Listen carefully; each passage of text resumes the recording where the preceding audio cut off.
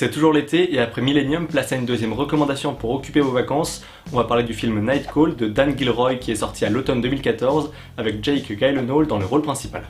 On apprécie toujours la traduction des titres en québécois, Night Call est devenu le rôdeur. Jake Gyllenhaal est ici dans un de ses meilleurs rôles, d'ailleurs il a été nommé pour les Golden Globes et le film a été nommé également pour l'Oscar du meilleur scénario. À travers un thriller bien pensé et bien prenant, Dan Gilroy livre une critique des chaînes de télévision en direct, comme je vais pouvoir vous l'expliquer juste après. On commence tout de suite. I'm starting a TV news business. You, get back!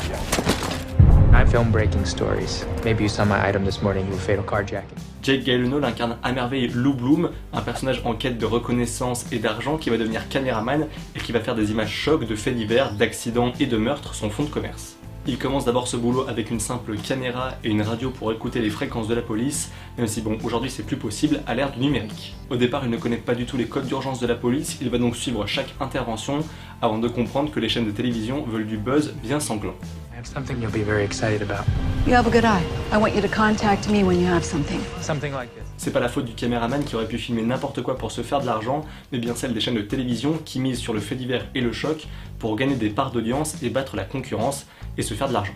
On fait donc du business avec le malheur des gens. Bon après Lou n'a aucun scrupule non plus, il n'hésite pas à entrer par effraction chez les gens, à déplacer des cadavres et à dénaturer des scènes de crime pour avoir de belles images, plutôt qu'appeler les secours ou aider la police. You gotta call the cops. And we will, at the right time. C'est un thème très actuel et avec la logique économique, ça serait pas étonnant de voir ces choses arriver en vrai. D'ailleurs les journaux ouvrent avec les faits divers bien choquants pour attirer le spectateur.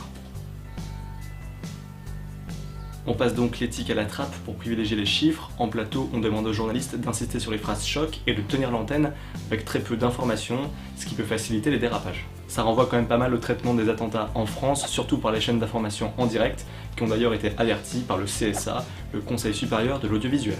Que ce soit pour diffuser des images choquantes, dévoiler l'identité des terroristes ou divulguer les opérations de police en cours, les chaînes sont prêtes à tout pour battre la concurrence et faire le plus d'audience possible. On pourrait même faire un parallèle avec YouTube entre les titres putaclic et les sujets viraux, même si c'est pas aussi malsain que de se faire de l'argent grâce à des événements dramatiques. Mais bon, s'en faire en manipulant ses enfants ou en incitant les gens à acheter des tickets à gratter, c'est pas bien mieux non plus. Et d'ailleurs le CSA ferait bien de se pencher sur YouTube un petit peu plus, puisque parfois la volonté de gagner de l'argent a pris le pas sur celle de divertir ou même d'informer.